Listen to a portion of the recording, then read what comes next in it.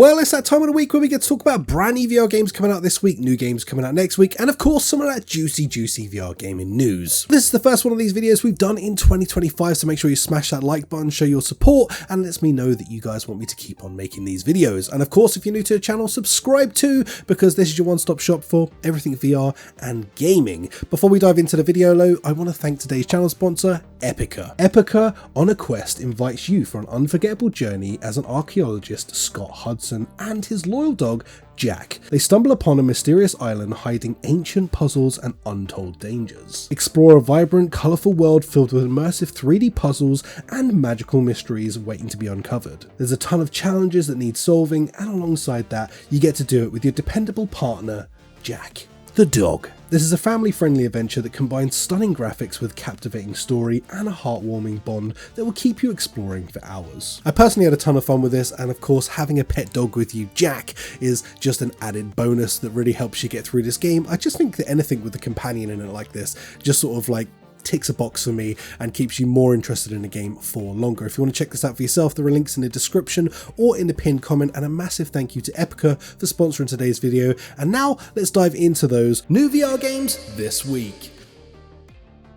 Kicking things off, we have Arcane Age, and this is a game I've personally been waiting for a hell of a long time. It dropped on PSVR 2 and PC VR this week, and oh my goodness, I don't think it really failed to deliver.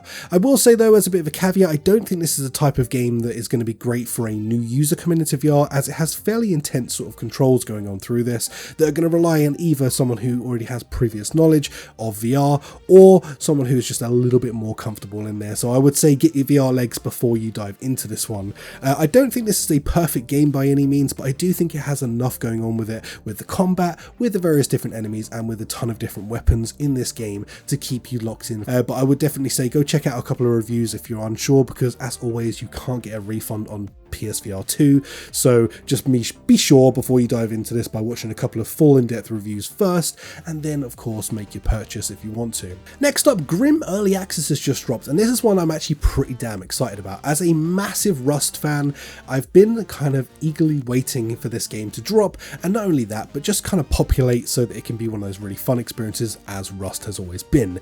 The big twist with this one though is this is basically Rust on Mars. Now you're in space, it's spacesuits with a bunch of different things to worry about other than just collecting your rocks and stuff. You also now have to worry about breathing because, well, you're in space on Mars.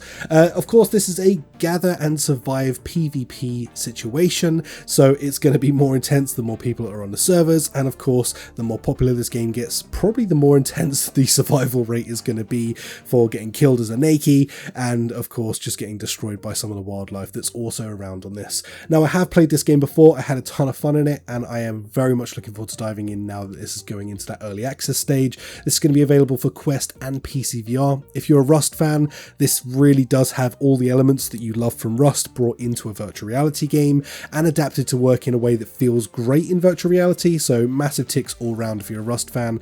And on top of that, obviously there's enough of changes in there for them probably not to get sued, but also for it to feel like a slightly different game. Next up, we have Pirates VR Jolly Roger. Now this is one that I've been kind of on the fence about. It's once upon a time, like maybe 5-6 years ago when this game was actually announced, I was very excited for this, but unfortunately I did play the early access demo for this about a year and a half ago, which left me fairly disappointed, and then I actually played this again now it's out, and I've got to be honest with you, I was again pretty disappointed. This feels like a very mediocre game that never really got quite finished, and it feels like a bunch of parts of the game just got stitched together in a fairly unconventional way that just kind of led to this overall experience tying it together. I don't think this is a great game. I do think it had potential to be a great game, and I do think it has elements that could have made it awesome, but it also has just a lot of parts of like 2016 VR, which I know some people really hold on to as being the golden era, but some mechanics that I think we have outgrown in VR at this point. And not only that, just had some really cheesy parts that I just don't feel like it needed. I actually really do hunger for like a really good pirate game, something like Sea of Thieves but in VR, and this, my friends, just sadly isn't it. Right now I just can't really recommend it, I mean, it is a PC VR game, so if you want to take a risk with this, then feel free, because you can always get a refund when you're under 2 hours. So take it as you will, but that's my 2 cents on this one. Next up, we have Human Within. Now, this is a bit of a different one, as it's a mixture between sort of like 360 video, immersive sort of like cinematic moments, and then of course some actual VR moments as well. This is like, I would say, probably the closest thing we have to maybe like a VR cinema that integrates you and makes you feel like you're actually part of the movie. I would say it's a pretty unique experience, but I do feel like this is aimed at a very bespoke number of people, which definitely isn't everyone. Although I did personally quite enjoy this, I'm not entirely sure I'd feel the same way if I had paid for the game, so I guess take that as you will. But if you are looking for an immersive experience where you get to be a part of the theatrics and actually part of the story, then I feel like this might tick some boxes with you. So if that sounds like something you're interested in, I would definitely check this one out. Last but not least, is a surprise announcement. We got Madison VR drop last week as well, and this is of course the scariest of horrors that we've actually ever had in VR, and I stand by that statement, as most people had to bow out in the first hour of this game, including this guy, because I'm not a massive horror fan, and this game scares the sweet baby Jesus out of me, and I have to really change my pants pretty frequently just to get through that first hour of this, and apparently that's the more tame section of this game before it gets actually mental. But yeah, nonetheless, if you're looking for something that is truly terrifying and pure horror, then Madison VR is now available on Quest, and honestly looks pretty damn good on Quest as well. Of course, it's not up to the PC level or PSVR 2 level, but nonetheless, it still looks pretty damn good for a standalone version of the game, and I feel like it still does all of the right things in the right places to freak you out in the right way, that you're not losing anything from experiencing it on this platform other than others, if this is the only one you have available to play it on. VR gaming news. Well, to kick this off, we have some insanely exciting news, and that is the fact that Boneworks is actually going to be making its way to the Quest 3 and Quest 3S. I'm pretty damn excited about this. Now listen, I know we already have Bone Lab on the Quest platform, but nonetheless, what they have been saying is the fact that they're actually going to be porting over Boneworks to come over as well, which I think is going to be phenomenal, because a ton of people never got to experience that game because of the fact that they were stuck on standalone. But also awesome is it means that they're going to move on to their next project after finishing off porting this, which I'm just excited to hear that they're working on their next project as well. Bone Labs and Boneworks are both incredible games, and like I say, if you haven't played Boneworks, it's the predecessor, not necessarily to play in any particular order if I'm being honest, but nonetheless it's just the predecessor that kind of set all of the bars for quite a lot of games. So yeah, exciting news that that's going to be getting ported over to the Quest this year. Next up, we should also be getting Detective VR drop this month. This is another surprise announcement. Originally, this came out as a demo, which is kind of like a beautiful mix between VR and mixed reality as you go through as a detective trying to solve the case. And honestly, this is a pretty unique experience, boasting to have about 4 to 6 hours worth of gameplay.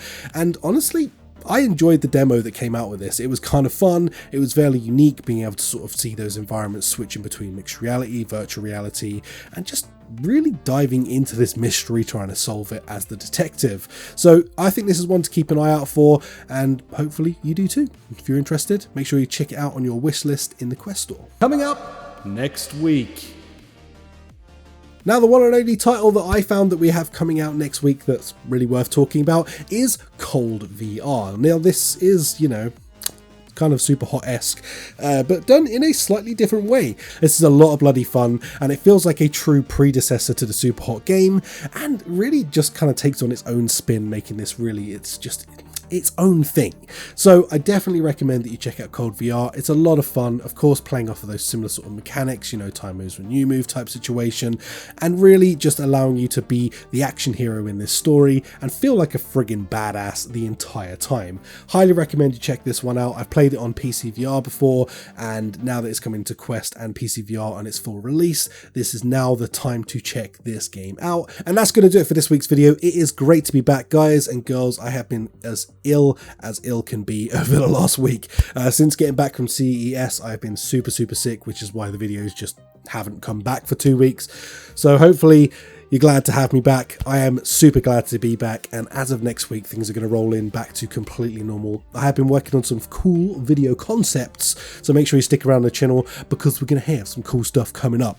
If you enjoyed this video, smash like, subscribe and all that good stuff, and hopefully I sound a little less raspy for the next video. Peace out, have a good weekend. Let me know what you're going to be playing over the weekend in the comments down below, and I will catch you in the next one. Peace out, bye bye.